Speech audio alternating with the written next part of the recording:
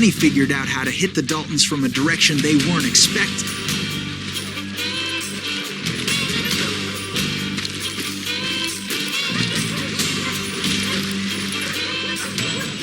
From above. Fortunately, a water tower was right there.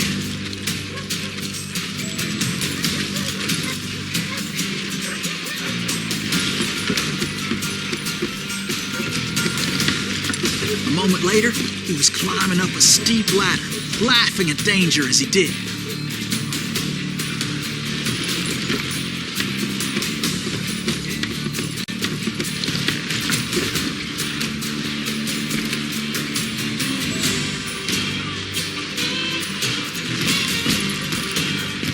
It was brave men like him who risked their lives to tame this wild country.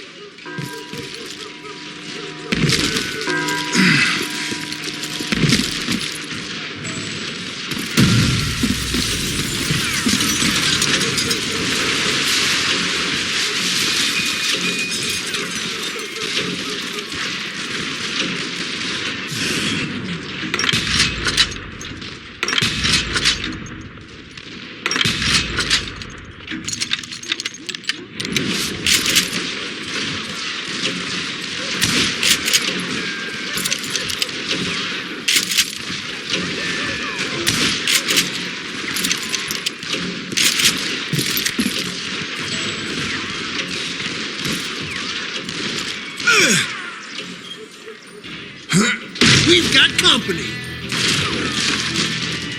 Heroic men like him, who did what other men couldn't or wouldn't to make this country free. Like Jim Bowie and Davy Crockett, who died defending the Alamo.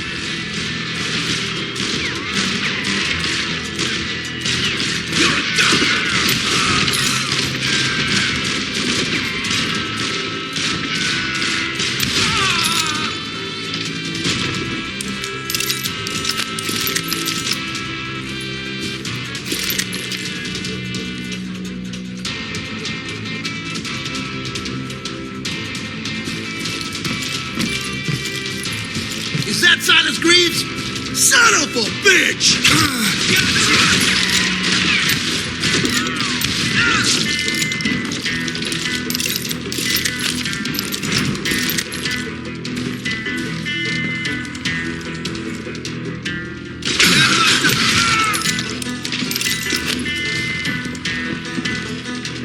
This plan cannot fail!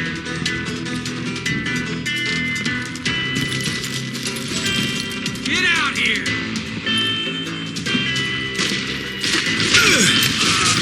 Brother, I'm gonna make you pay for that!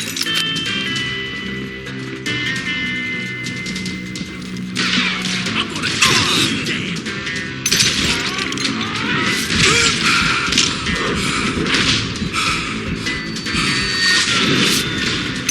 Cocksucker's fast!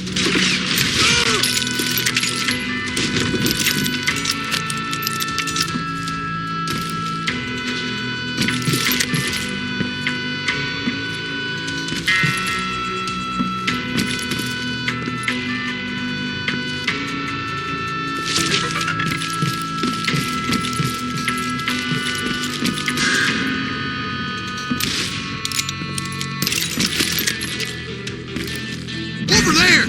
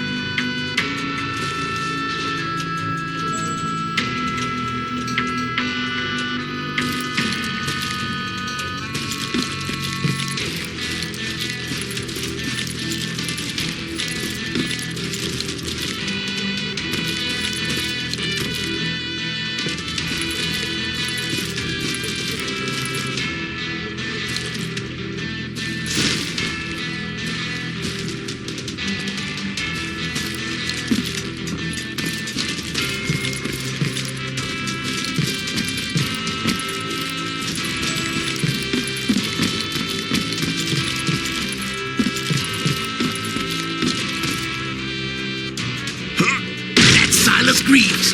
What the hell? He came away victorious, taking down those thieving Daltons. Show yourself, coward!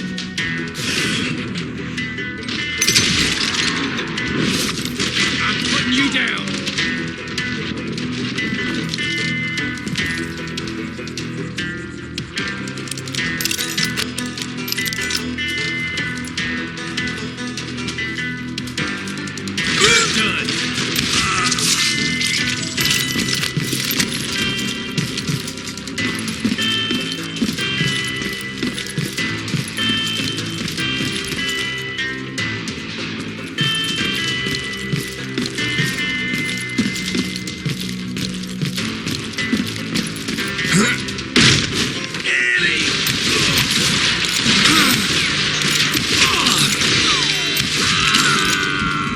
His name was Silas Greaves, and when the dust finally settled, he was the last man standing.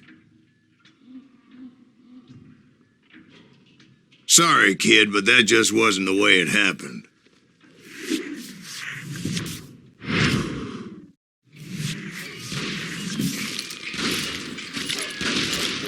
It was early evening, not high noon.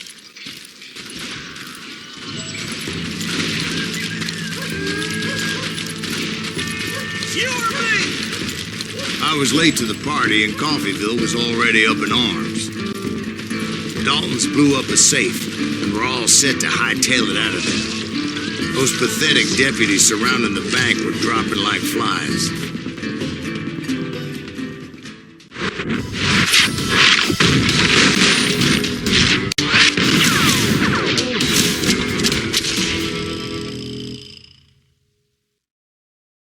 I had been tracking those jokers for months, waiting for them to do something reckless. And finally, they did.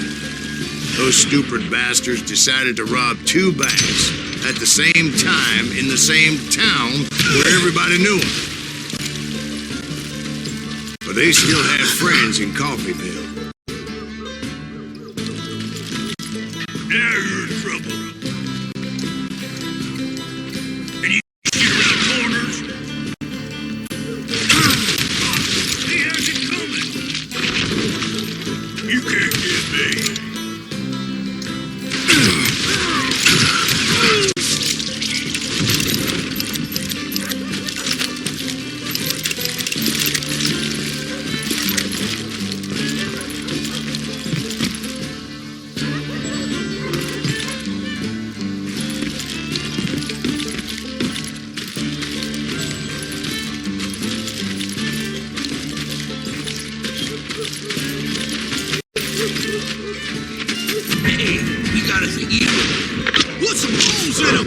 Those friends came after me like a pack of wild dogs, tooth and nail.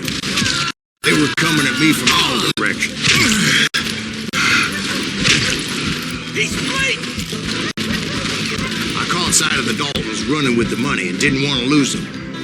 Problem was, they knew the town better than I did.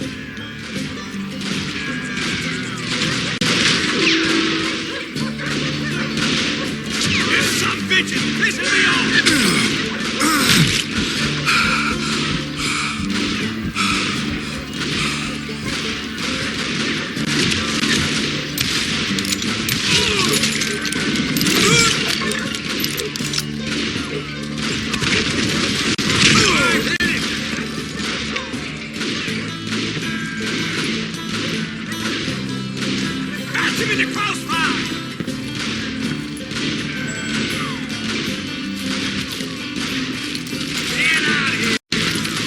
Top it off, I found myself in the middle of another shootout entirely.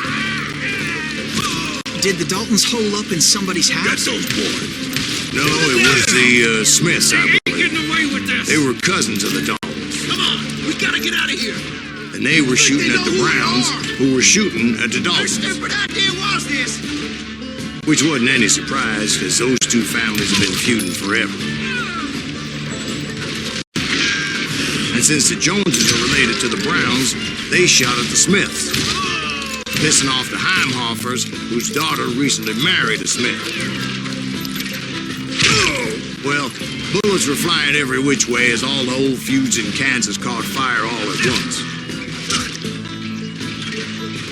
There was a hell of a lot of pissed off people in Coffeyville that day. But that's just the way life is sometimes.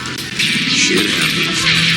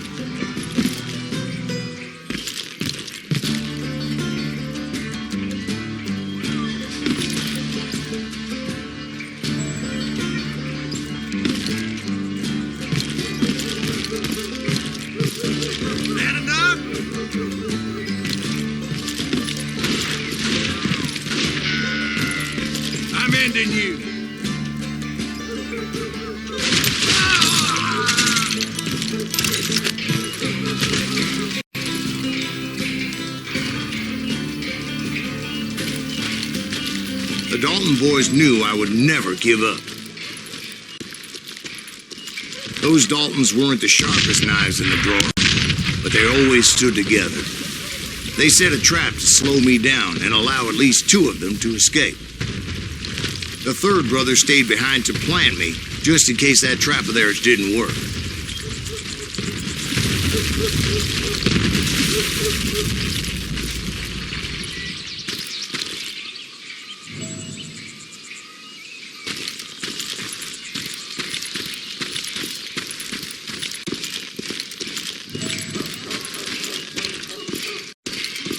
It was Emmett, the youngest. and he decided to stand his ground and face me down. I ain't afraid of you, Silas Greaves. This is where it ends for you. He was determined to protect his brothers. I understood how he felt. Taking me on all by his lonesome wasn't exactly a recipe for a long life.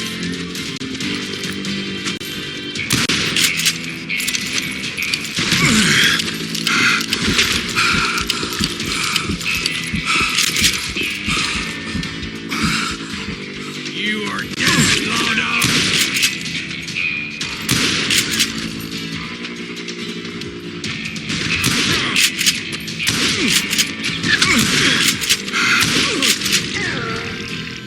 But Emmett Dalton survived the robbery in Coffeyville. He's the only Dalton who did. They say he was shot 23 times. Well, Dwight, who do you think put all those damn holes in him?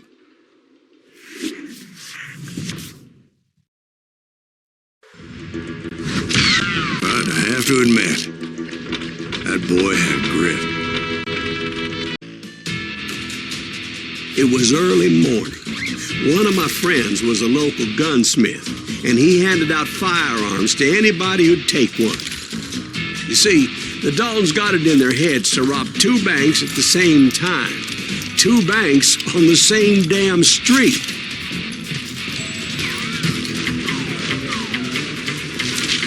Kill that!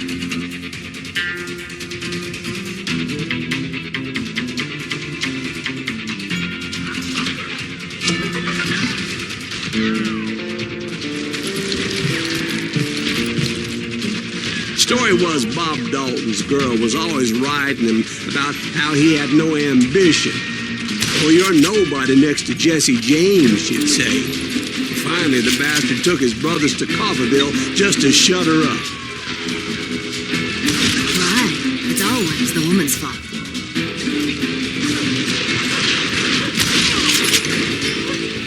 You're a goner!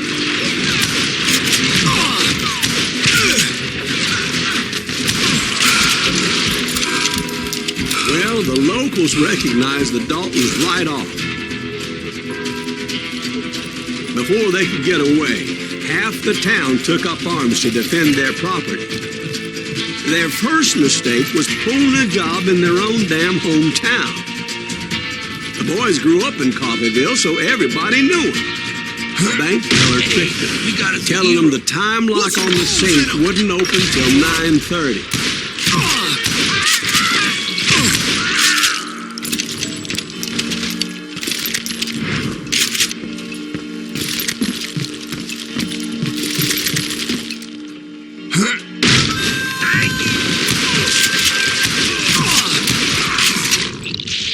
The brothers paid dearly for their stupidity, but everybody knows they had it coming. There's more to it than that. I read all about that day, so I know for a fact that it went down very differently. First of all, it was high noon. A posse of U.S. deputy marshals were on the rooftop across the street. Get ready, boys. They're gonna make a move. The lawmen had been tracking the Daltons for months. Now they finally had them dead to rights. Among them was a bounty hunter feared by many a lawbreaker. This man had no intention of letting the Daltons slip away. They met an adversary that day who had no fear and offered them no quarter. The marshals tried to get the Daltons to surrender. They'll give up eventually. We just gotta wait the son of a bitches out. This bounty hunter knew that the brothers were far too proud to ever lay down their guns.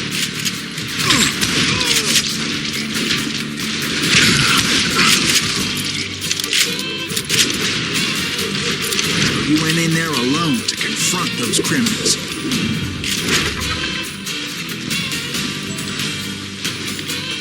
One of the marshals shouted, "Where are you going? Are you crazy?" Hey, where do you think you're going, dumbass? That rifle's mine. But he paid him no mind. He saw a way to get around to the back of the bank. Then he figured out how to hit the Daltons from a direction they weren't expecting.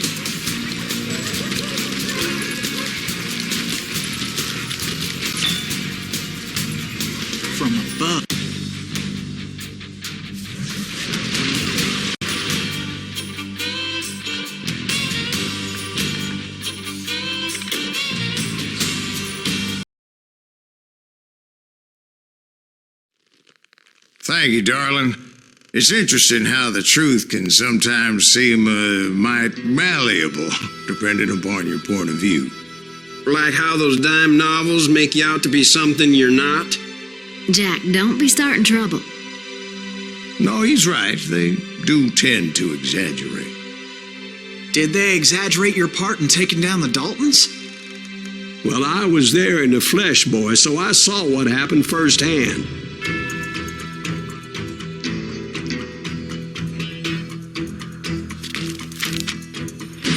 Those Daltons were lawmen once, before they all went bad, robbing banks and trains clear across the territory. Until Coffeeville, of course. I was one of the citizens who took up arms that day. Fighting on the side of right? I did my best, sir. We all did.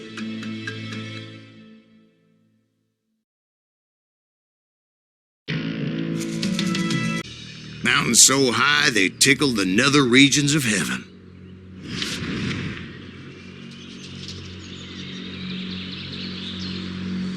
Grey Wolf was a Chiricahua Apache medicine man who had led a war party in revenge for a massacre against his people. The U.S. Army had attacked his tribe during his daughter's sacred sunrise ceremony, and the slaughter was unspeakable. I understood his anger, as there's nothing more traumatic than seeing those you love die in a cruel and painful death.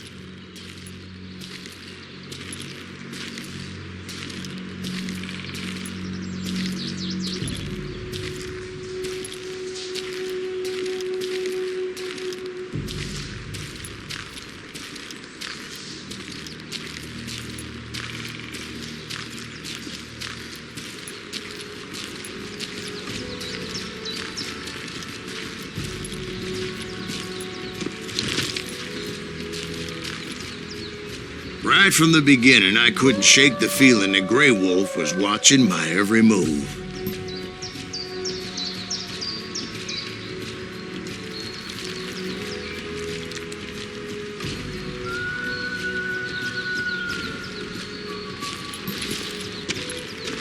He led a band of young Apache warriors who wanted retribution and were more than willing to die for him.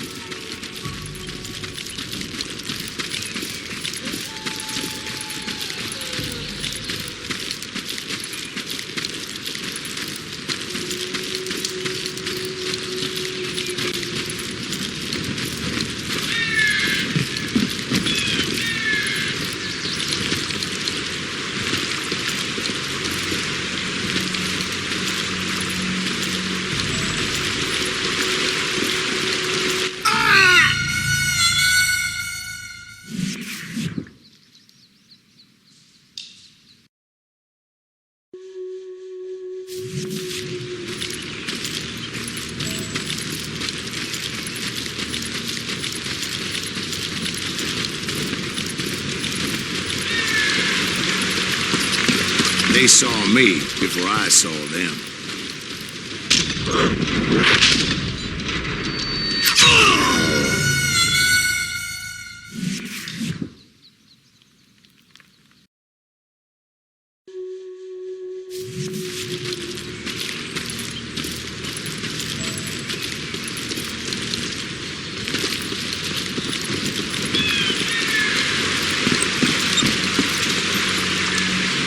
They saw me before I saw them.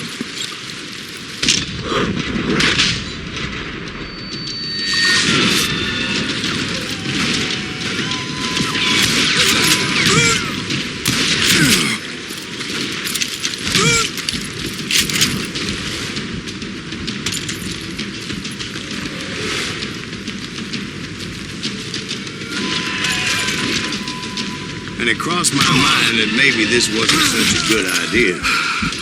But now that the shooting had started, there was no backing down.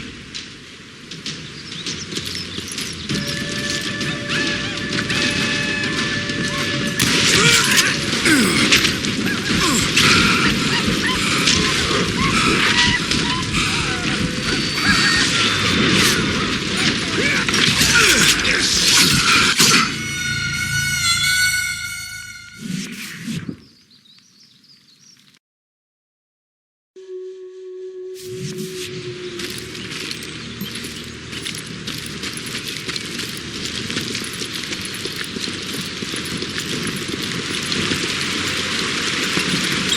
saw me before I saw them.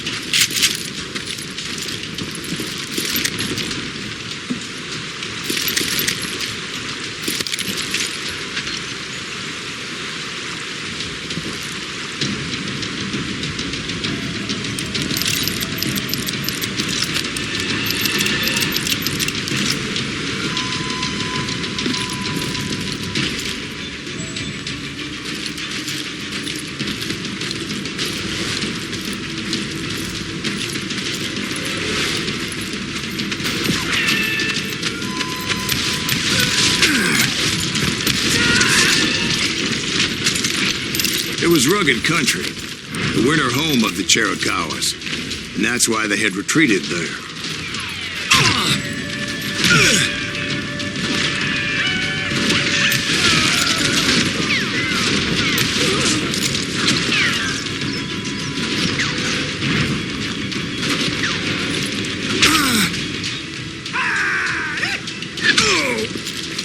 I admit to having some regrets about going after them the way I did. But then again, I got a lot of those.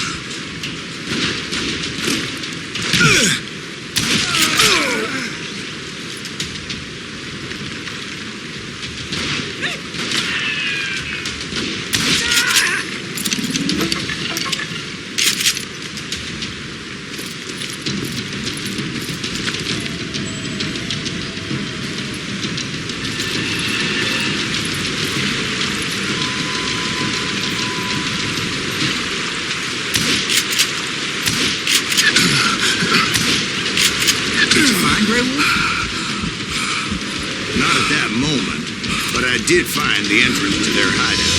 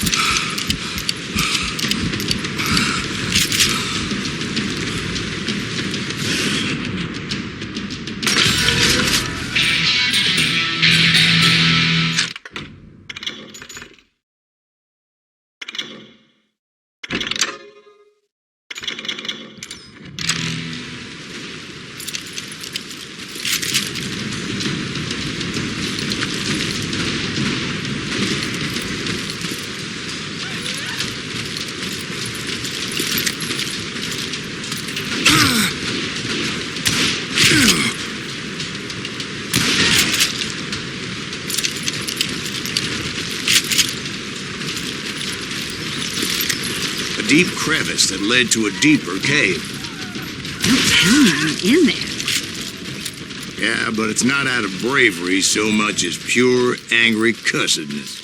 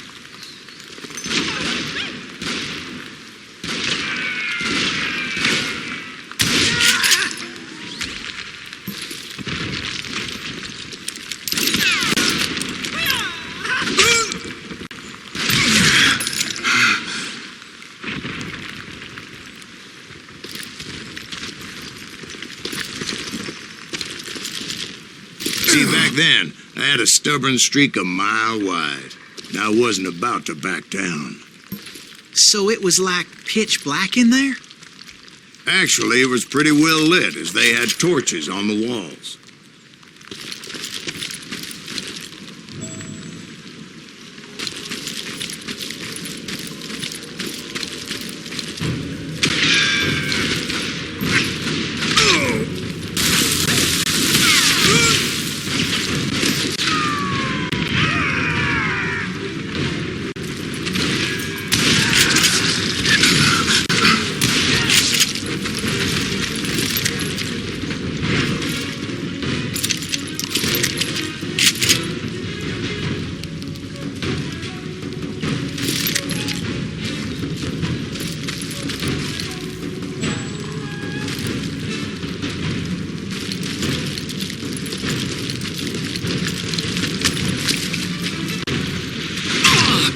How big was his cave?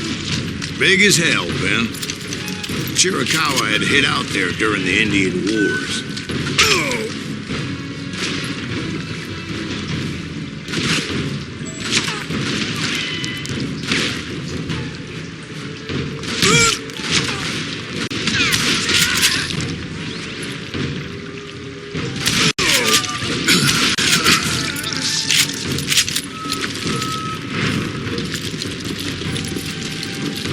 They thought it was haunted with the ghosts of those murdered by the horse soldiers. The cave was haunted with dead Indian ghosts?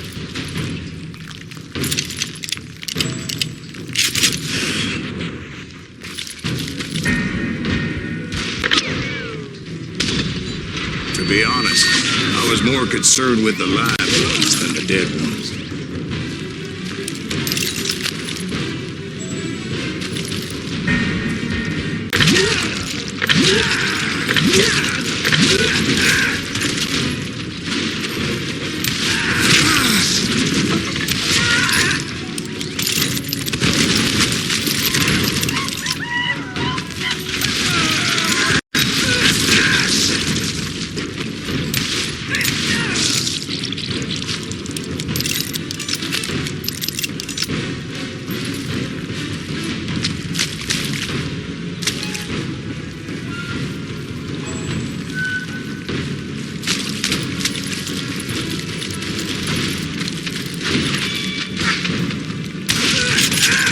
How come you know so much about Indians? A few years back, I was married to two mescalero women. at the same time? Yeah, they were sisters. Polygyny is traditional among the Mescaleros. So what happened? Oh, I had to get out of there. Those girls never shut up. Both of them nagging at me all the time. Drove me half crazy. Haven't seen them since. No, I mean, what happened with Grey Wolf? Oh, well, I pursued him into the Cave of Death.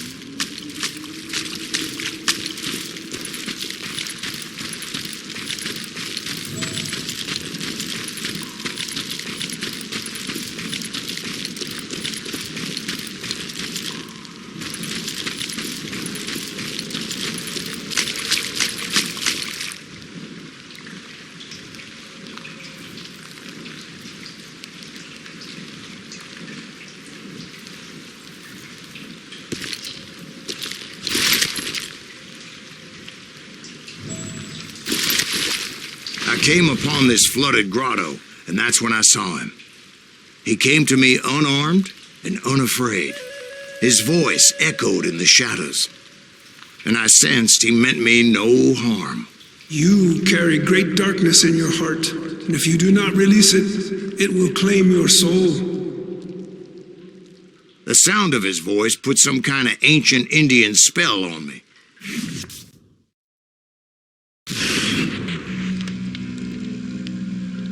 As his story unfolded in my mind, You will come to this place again and kill many more men, and the darkness will grow until it consumes everything that you are. The soul would have no rainbow if the eye had no tears. he said I was a great warrior, a coyote man, unequaled by any other pale-faced warrior. Something like that. The snakes will bite shadows of your past until a venom poisons your heart, and an echo of the song of the dead summons the spirits deep from within the mountains. I didn't quite get what he was saying, but there was definitely snakes. And indeed, his warriors surrounded me and attacked me like hungry wolverines. They couldn't stop me, though, and Grey Wolf wasn't in the mood for idle talk.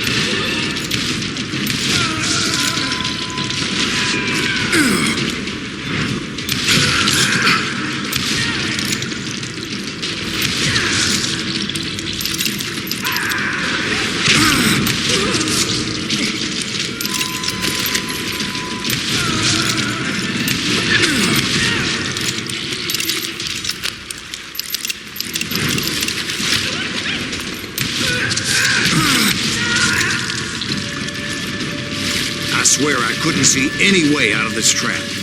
But suddenly, one just appeared. Kind of like a miracle.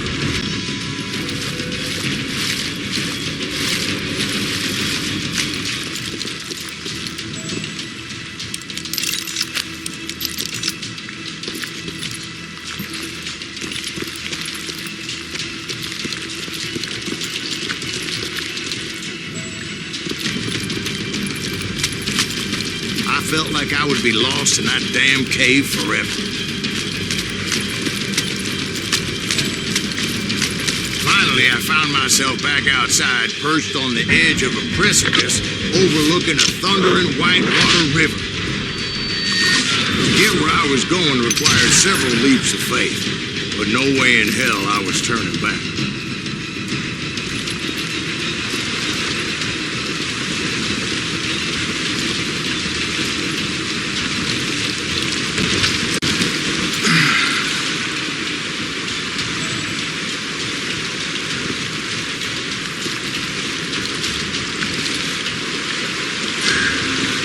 I chased after him, determined to make him explain the meaning of all that mumbo-jumbo.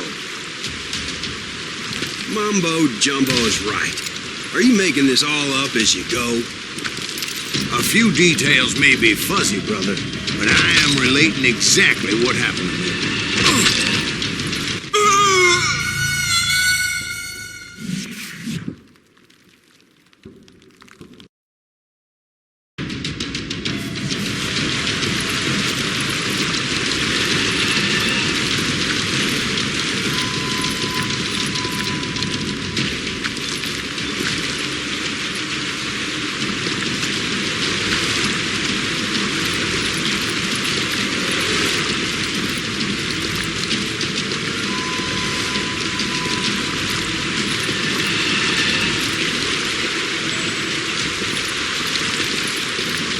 There were dozens of Apache warriors aiming at me from on high.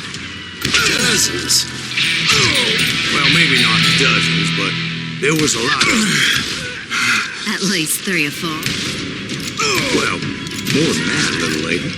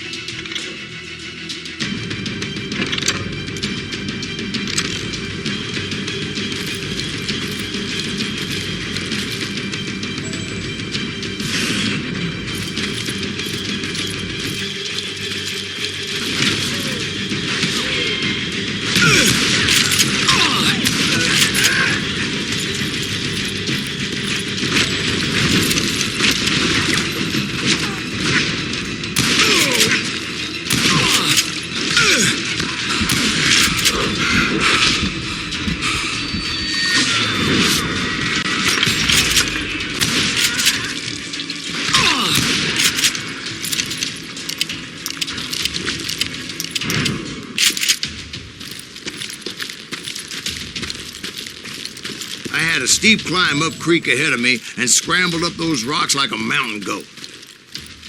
I was determined to locate Grey Wolf and find out exactly what the hell he was trying to tell me. And wouldn't you know it, that crafty son of a bitch led me right into a trap. What kind of trap? Well, son, there had to be at least 100 Apaches surrounding him.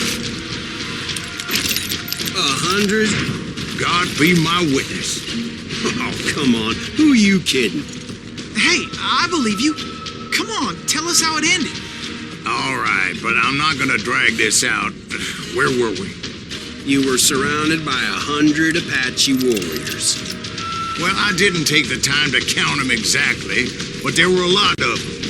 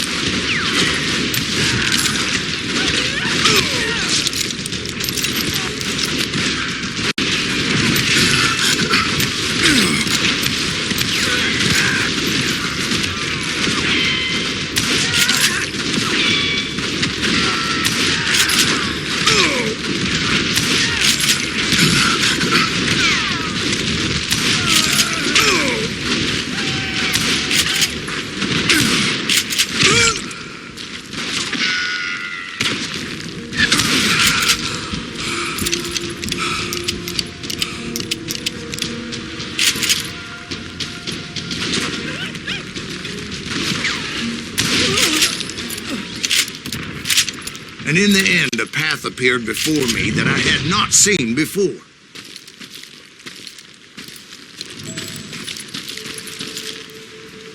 I followed it as I desperately needed to find out what Grey Wolf was trying to tell me.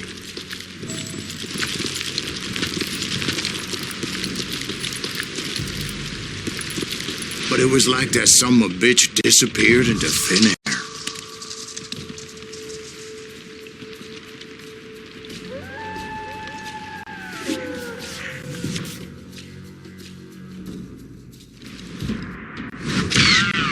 Never did find him.